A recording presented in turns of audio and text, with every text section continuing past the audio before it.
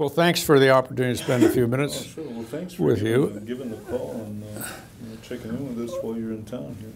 Good. Well, I might mention why I'm here. I sense a void currently in the political and public arena relative to what's going to happen next.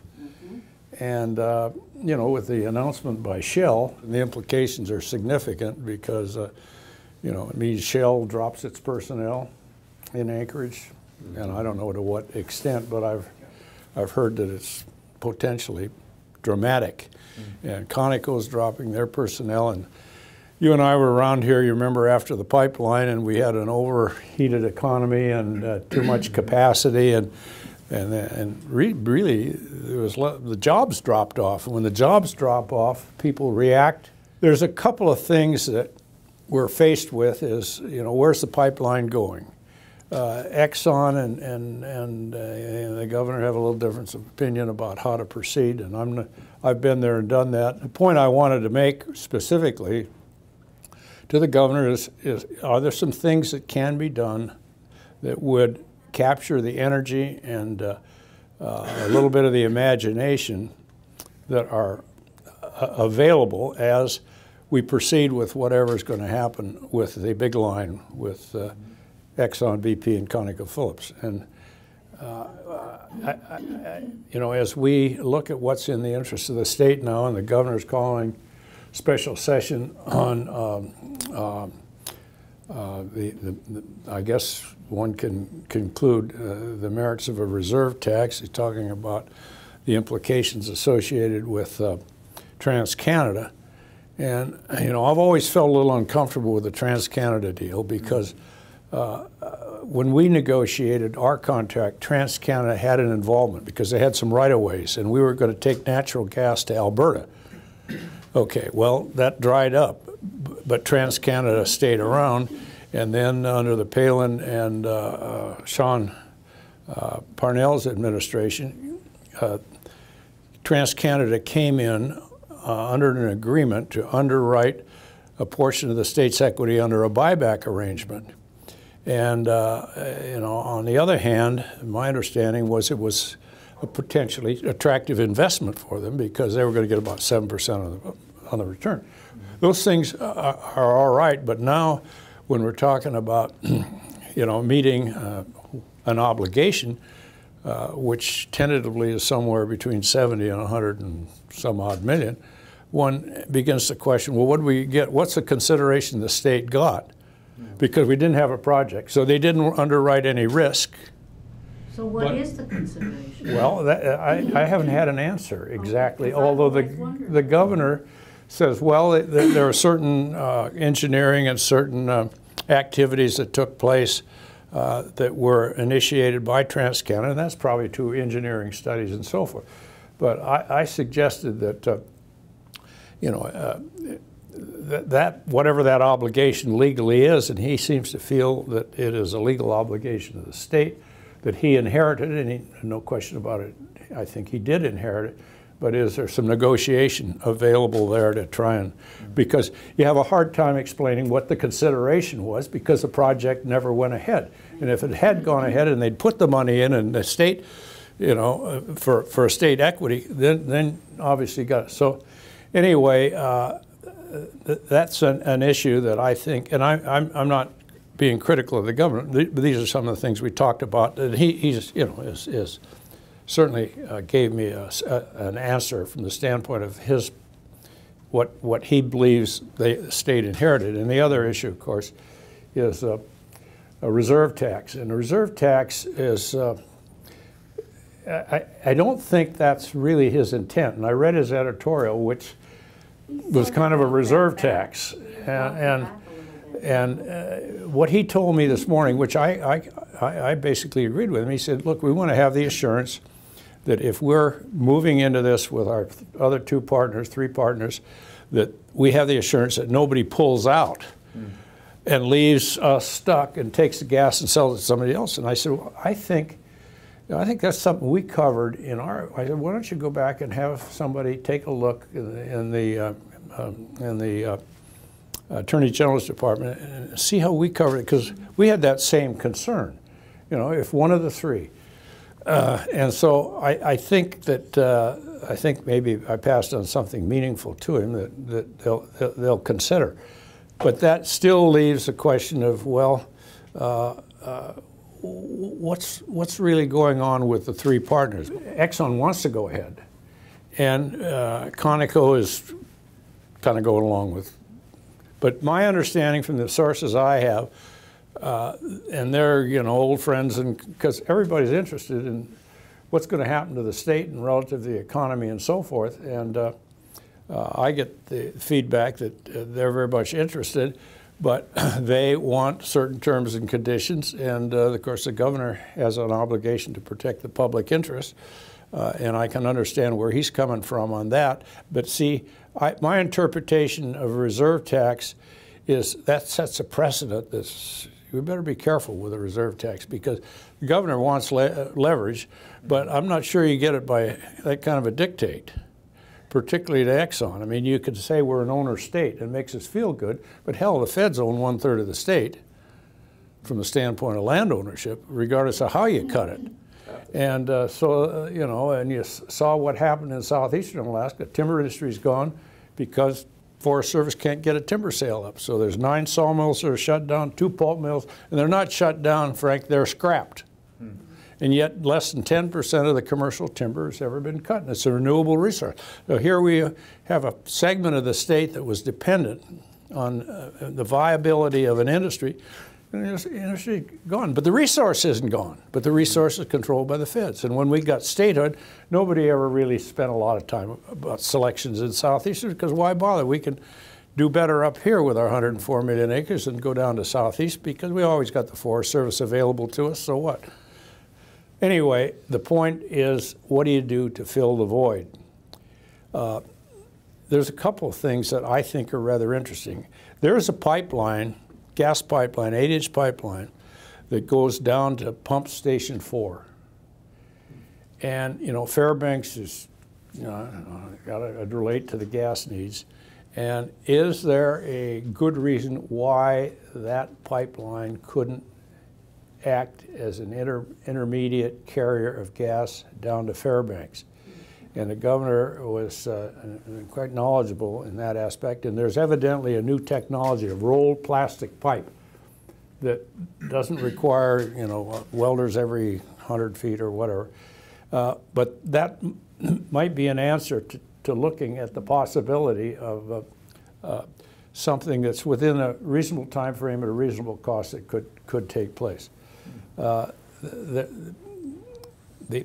other issue is this effort by REI, and I go back a long ways with a fellow by the name of Shimizu. He's the Japanese head of REI. And I talked to him yesterday at great length, and he said, well, the Japanese government is very interested in a position to acquire Alaska gas, and of course the evaluation of that project is gas from Cook Inlet. And traditionally, you look in Cook Inlet, you want to find oil, you don't want to find any gas. Well, Hillcorp and Apache and several others looking for oil, but they find gas, but you might as well leave the gas in the ground. A few years ago, we had a theoretical shortage, and they were concerned about the Rail Belt meeting. But now, as I understand it, they begin to identify enough gas to perhaps sustain an small LNG facility, either in the Kenai or Point McKenzie, to meet the needs of what they call the prefectures. And they're like the counties, but they have the authority to acquire their own energy supply. So I asked him, I said, well, how committed is the Japanese government? He said, well, the Japanese government is very interested in an assured supply of gas, and the fact that we've had a traditional relationship with Japan from the export of gas out of the Kenai for several years and so forth, that we feel very comfortable with the relationship. But I said, well, are you interested in an equity position? Or he said, potentially an equity position. I said, well, if you want to formulate some advancement in, are you going to get an upstream supply of gas? What are your? And he said, well, we're working on this, and we feel very confident that we have identified a sufficient gas, and for a relatively modest size, about the size of the ConocoPhillips. But I said, well, you know, there's a lot of folks that come to Alaska with ideas, but they don't formulate because either they don't have the capital or other reasons that affect the economics. But I think that might be a possibility for REI to evaluate a little more forcefully their plans so that people in Alaska in the political situation can react to something of a positive nature. Now, I've been in contact, and I maintain contact with Yukon Territory and British Columbia, and they're finding more hydrocarbons in certain areas and they're faced with the reality of how to get them out. Kitimat has been one of the ports that has been suggested, but the problem with Kitimat, it's way up the inlet. You can't get the large tankers in there, and then there's a problem in Canada because the First Nations issues have never been resolved. So every time they try and do something, they get nailed on that aspect. Prince Rupert, I was down there, what, 2 or 3 weeks ago, and they've got, you know, major coal export, grain export. They got Canadian National in there, but the idea of extending the Alaska Railroad down to the border, and they've got a significant bonding authority that they got when they acquired the railroad, and then encouraging the Canadian system to come up to the boundary and try and develop what they've done in North Dakota, and that's a unitized oil trains. And you bring the oil from various parts of Canada, and incidentally, the roadbed is done up to Dease Lake. They've never put the track in, but they have the roadbed. So we did a rails to resource when I was governor and messed around with it, but maybe the time has come. But the implication of, you've got a port, a multi-billion-dollar port in Valdez that's running about 25% of capacity. You couldn't replicate that, you know, without, and it's already established. The infrastructure's in. It's a port that has access to Asia, which is where your market is. So what's the feasibility? What's the economic viability of evaluating an extension, working with the Canadians, putting that together? From a Canadian point of view, it opens up some of the Yukon Territory, northern British Columbia, that has no access, basically, other than back out of railroad, Canadian National out of Prince George. And then the other aspect of it is it provides Alaska with another surface transportation route where you could load a boxcar in, you know, Oklahoma and get it off in Anchorage. During the First World War, and I have a copy of the study by the Corps of Engineers, extension of the railroad to the Canadian system, which is north of Prince George.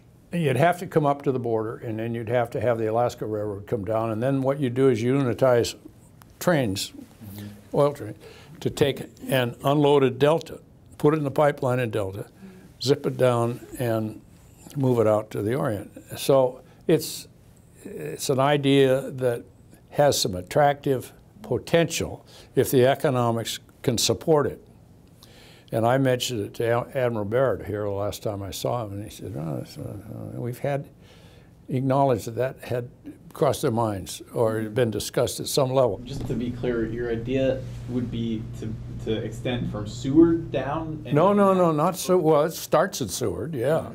I suppose you could say Seward, Anchorage, Fairbanks, but it ends at Eielson currently now, so you'd have to go down to Delta.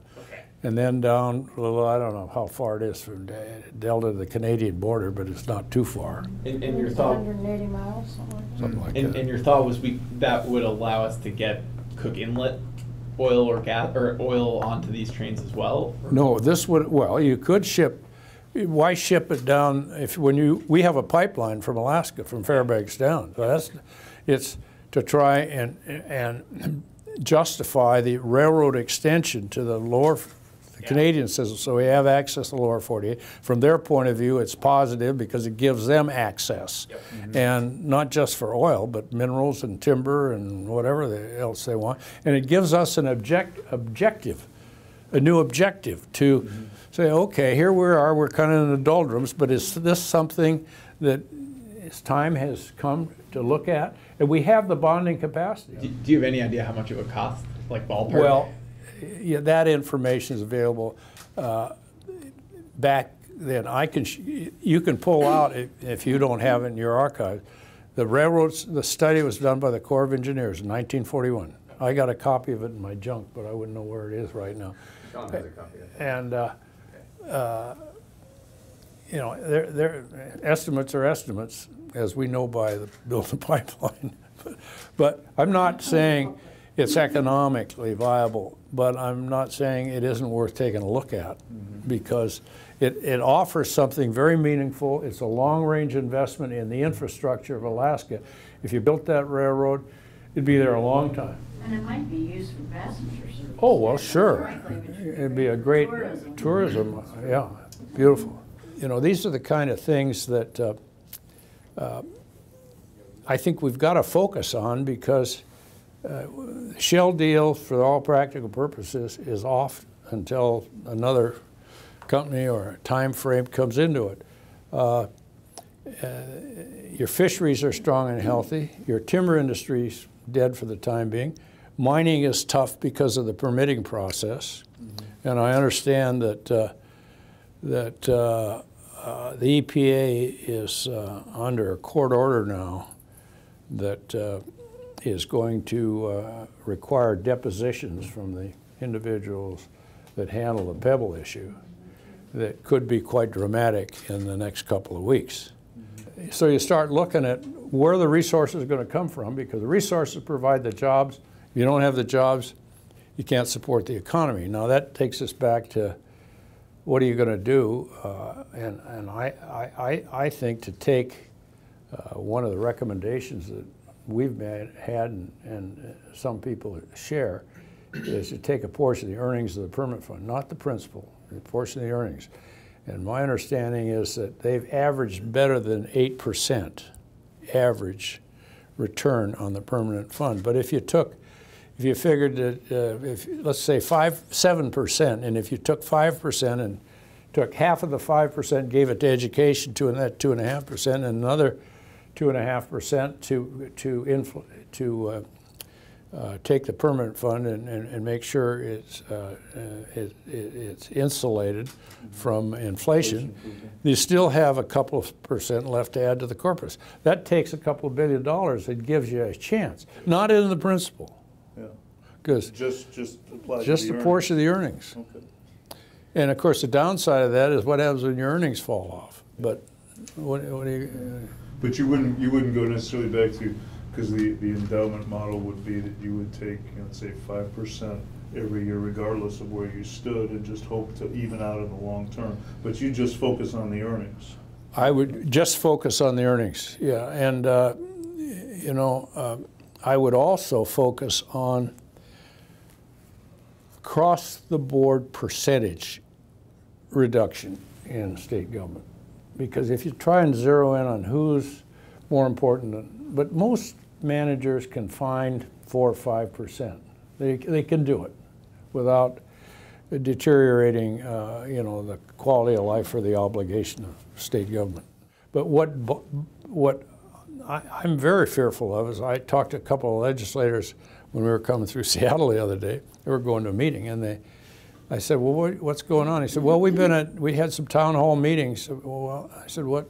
He said, well, primarily interested in how we can generate more revenue for the state. And I said, well, how about looking at how you could cut? And, you've seen the graphs, in about 14, 15, we just went out of sight. And you can't sustain that kind of. One of the difficulties is election year coming up, and it's tough for those folks to face that kind of a reality, but the sooner they do it, the better. What did the governor say about the oil from Canada to Valdez idea? Well, he listened, and it's very. I've had some conversations with him previously on the idea. I have one other question, which is, did you offer the governor any advice for how he might convince the legislature to be more accommodating of his ideas of how to use the permanent fund to help with government or education? Well, no, you know, I respect the governor's position and his responsibility. And, you know, I had my time and made my mistakes and my contribution, and he's going to do the same thing. And that's the way it ought to be. I just shared my point of view on a few issues with him, and he was very receptive and very courteous, and so that's the way it ought to be. My concern is the implication. I was in the banking business, and I remember how quick the economy dropped. It takes a long time to build confidence and investment, particularly for investors and so forth. And if we can avoid that kind of situation now, and it's a result of the lack of jobs suddenly. You get the multiplier, the condos are vacant. Can't pay the mortgage. Everybody's overextended. That's right. And, you know, I think what Conoco's talking about 100 and some odd layoffs, aren't they? In Alaska? Yeah. I believe it's 10% of their workforce, I think. 10%, yeah. And the price of oil, of course, is another downer that, and then, you know, I think there's a mentality. I don't know. If I were a legislator, I would be reluctant to move into that new building. I tell you. Why? Well, it's so the cost of entry is 3 to 4 times what comparable office space is. How did we get into that? And you know, you can blame anybody and everybody, but it's kind of hard to say, well, gee, that's just a mistake. It is a mistake, and you know, there's supposed to be a process that ensures that you know, there's some give and take and evaluation. Some of these salaries for consultants, $125,000 a month. You know, I remember when we had Pedro Van Meurs at $60,000, and I thought we were. You're spending high, yeah. Geez, and that was the only one we had. Could I ask you about the 8-inch pipeline? Yeah. To Pump Station 4? Yes. So that's currently carrying gas? Yes, and natural that- gas to power Pump Station 4. Okay, that's all it is, huh? Interesting. Yeah, they brought that down because that's where the oil goes over the hill, and they need. Get past. Yeah. Right. And then would 8 inches still be enough if you extended that down to Fairbanks? You could still carry enough for all the Fairbanks. I understand it could be pressurized, but I'm not conversant on all the details of what would have to be done. But my attitude is, what could be done, and is it viable? And is this new plastic roll pipe that it comes in rolls and they just put it down instead of welding it, and it's supposed to meet criteria. Would that suffice for a period of time, and if so, why not? Or what do you have to do? I look at problems on, okay, you got a problem, I recognize, but is there a way to fix it? Right. And because right now, you know, we got 3 or 4 gas deals floating around. You got a trucking deal, you got a little line, you got a big line that's supposed to, little line flows into the big line if it happens. Geez. Have you ever thought about, have you explored the idea of no line off the North Slope? And, A what? having no line from the North Slope, just moving the oil onto barges. Floating LNG, Floating LNG. Yeah. Pedro Van Meurs told me if you guys could figure out a way to load LNG tankers in the Arctic, you'd be in business. Well, the tankers apparently exist. They've been built in Antwerp. Well, I don't think it's necessarily the tankers, but you've got to have undersea pipeline coming up to buoys. The buoys are subject to ice movement, and it's quite an engineer. I'm not suggesting it's impossible, but the technology my understanding, has not been developed to safely do it without an ice flow coming along behind a 50-mile-an-hour wind and wipe out your system of transferring the gas, and then you have to have your liquefaction on shore, which is, but anyway.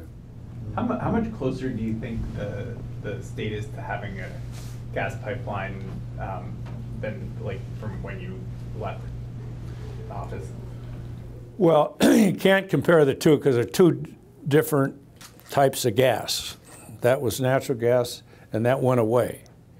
Now we're in a situation of, can we market LNG to the Orient?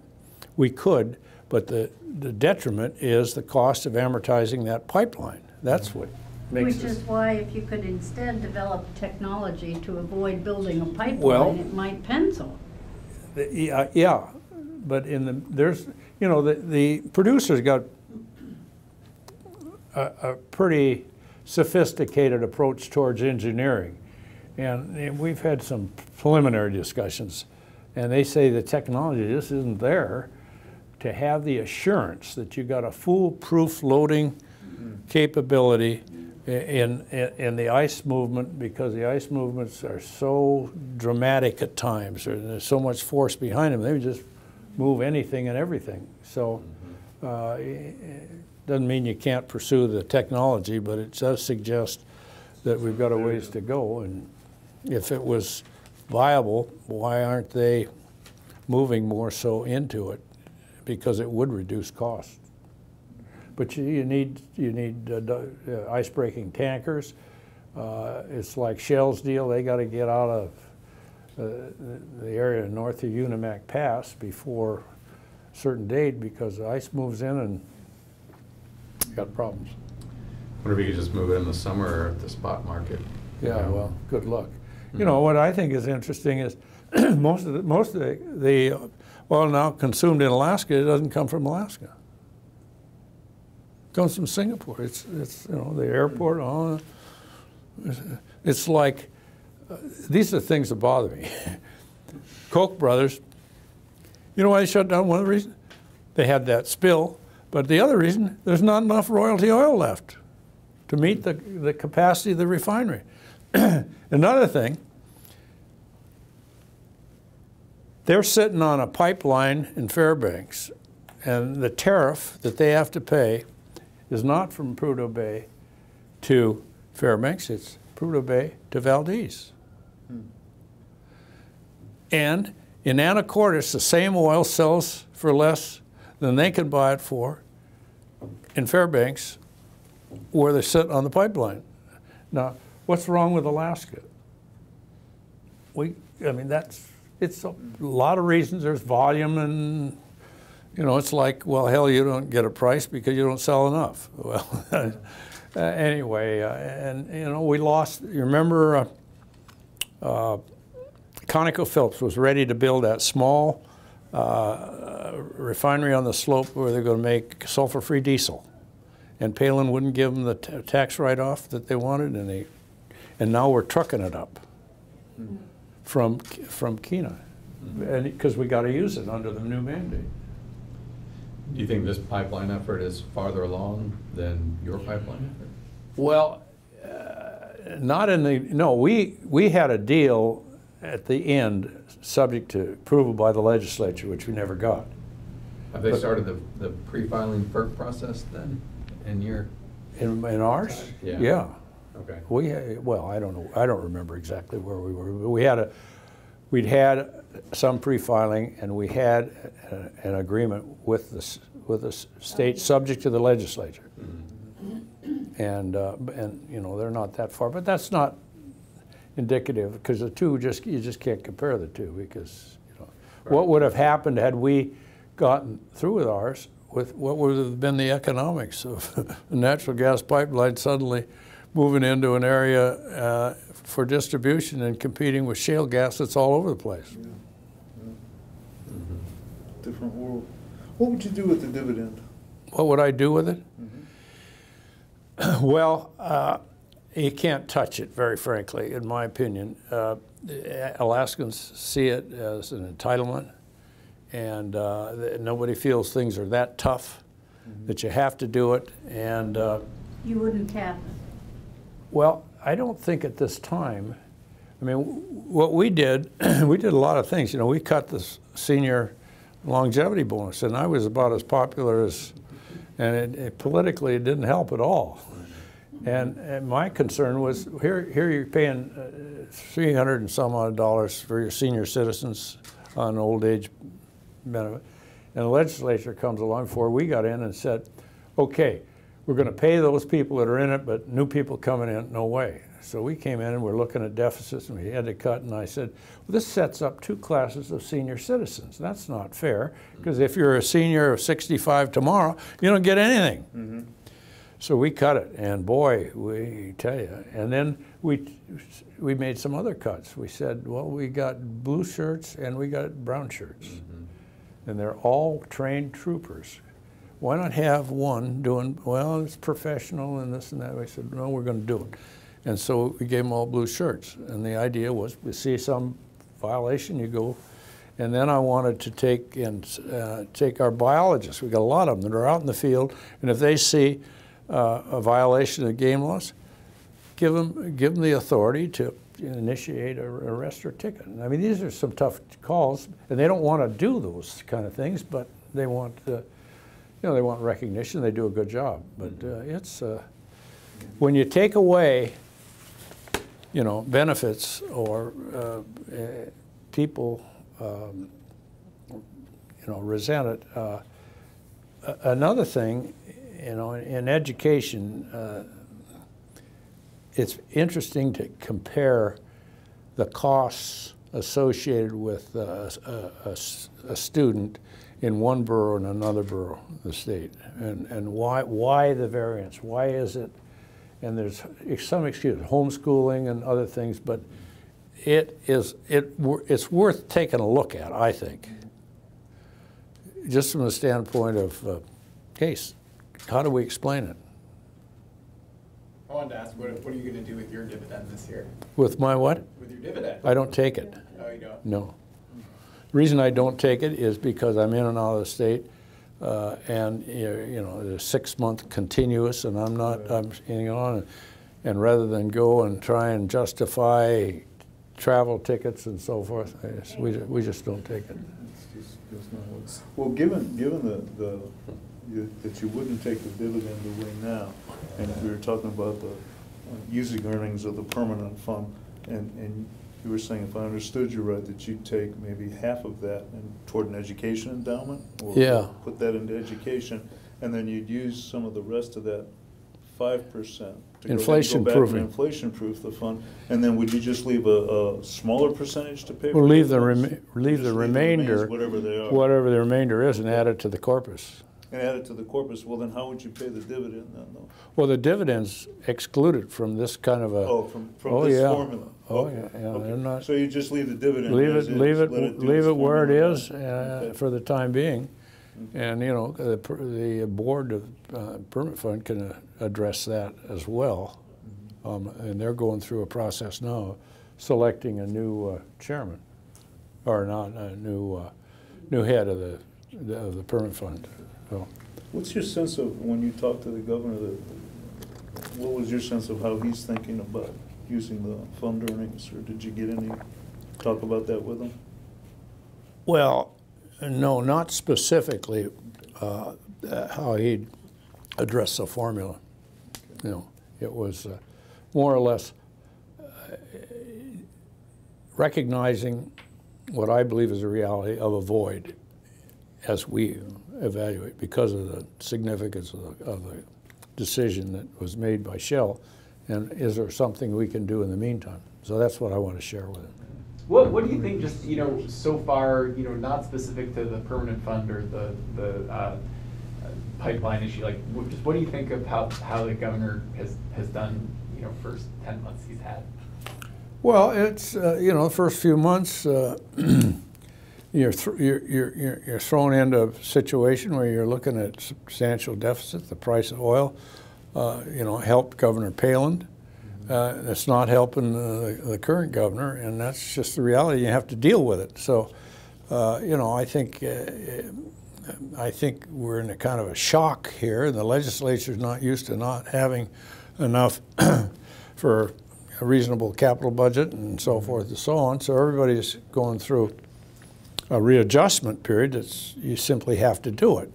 And I think the governor's doing it, and to what extent, you know, it won't change, or will change, or there'll be alterations. That's just part of the process. But I think, from a broad brush, that the attention has to be on cutting government as opposed to increasing revenue. And there's some people out there that kind of think the state is the same as the federal government and can go print money. Now, the state can go into debt, they can borrow more, but the federal government can print it, and of course, inflation results and so forth and so on. But this extreme, I wish I had a chart, but you folks have got some of them that show, you know, we had a pretty reasonable quality of life in Alaska in 5, 6, 7, 8, 9, 10, 11, in that area. I mean, we were able to live within our means, and the price of oil was a little higher in the 60s or thereabout. But boy, we hit the big time, and it just went like that, and it's still up there. Should the legislature be doing more to sort of present their own vision for, you know, fixing some of these problems, or do you think?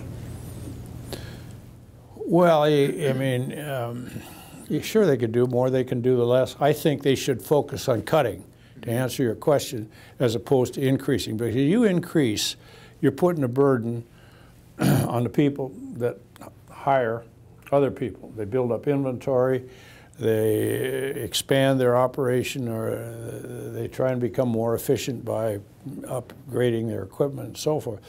But if you look at taxes and increased property taxes and this and that and state income tax, and so you're not expanding your economy. You're trying to sustain your government at a level that it previously was operating at. And I think in the position we're in today, that just is not the solution.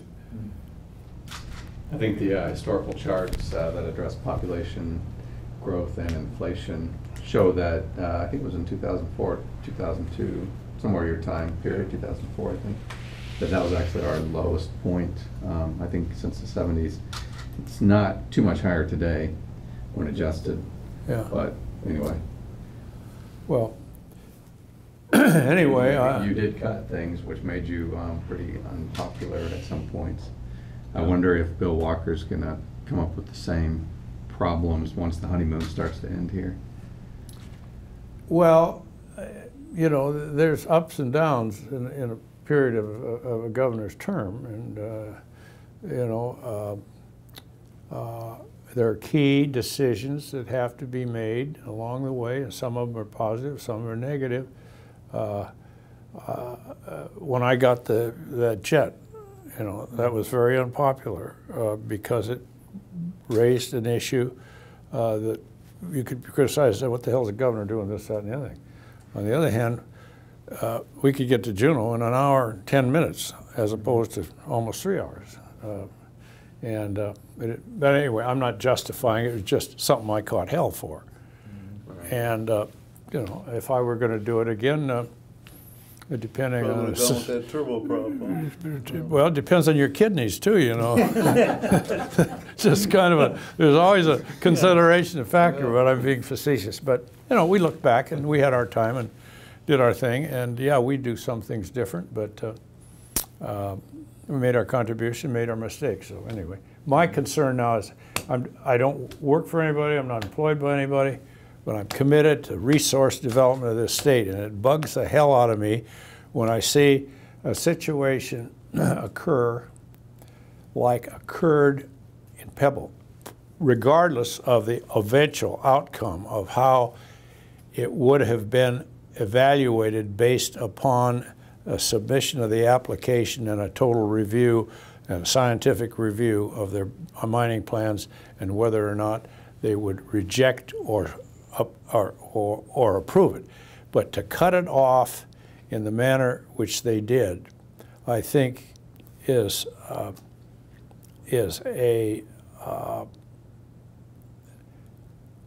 poor indication of the democratic process. And I think the environmental community stands to some extent to be held accountable for not supporting a process that they initially supported to provide the safeguards in the process of EPA reviewing the process. And of course you can say, well, they never submitted the application, but they sure as hell during the process colored the well. And I don't think that's the role of government. And I think the environmental community should have said, hey, wait a minute, we're not for this thing by any means, but we supported a process to protect the public interest, and now we're not going to stand by and see that process violated like it wasn't. And when Ted and I and Don worked on that Red Dog, we had to have an act of Congress to get a road connection down so they could take the concentrates out. And that's the only year-round employment in that part of Alaska today. And it's changed a lot of lives for the better. And one of the interesting things, we used to sit around once in a while and listen to some of the experts forecast the impact, the sociological impact. And it was, well, the folks out in the rural part of that part of Alaska could make a choice whether they want a cash economy or stay in the village. And so after a few years, they looked at it, well, some of them moved to Kotzebue and they flew them back and forth. Next few years, moved to Anchorage because of quality of life for their children, which isn't natural. They had a job. And that same opportunity potentially might be available out there. But anyway, that's one of the fascinating things about the state. But just don't lose sight. The only future of this state is through the resources that we have to sustain a quality of life and job opportunities for young Alaskans. And if we can't prevail on it, and it's like, last week, one of the objectives was to get an OCS revenue sharing bill because of this. Quickly life changes. Yeah, and now, well, that can go on the back burner. I think this congressional delegation ought to stay out of the state fiscal decision making. If I were asked to give them any advice. Why? Well, because it isn't their business. Well, what would they do if they could get into it? Well, if they're smart, they won't get into it. I mean, Well, I mean, you can say, well, we need more federal funding for various projects in Alaska. One thing I think that there's might be some room for is, Senator Stevens had the commission, the Denali Commission, and that's kind of, I think that could be restructured in a timely manner that it'd be meaningful, particularly to rural Alaska. And I'm sure that they're contemplating that, and with a united delegation, they might be able to get somewhere in rejuvenating that. But you got to be careful, because there's criticism of some of the decisions. You got to have somebody that can handle themselves in a manner that's in the interest of rural Alaska. But you got to be careful too, because if you're going to have a meaningful contribution to rural Alaska, it's got to be job oriented.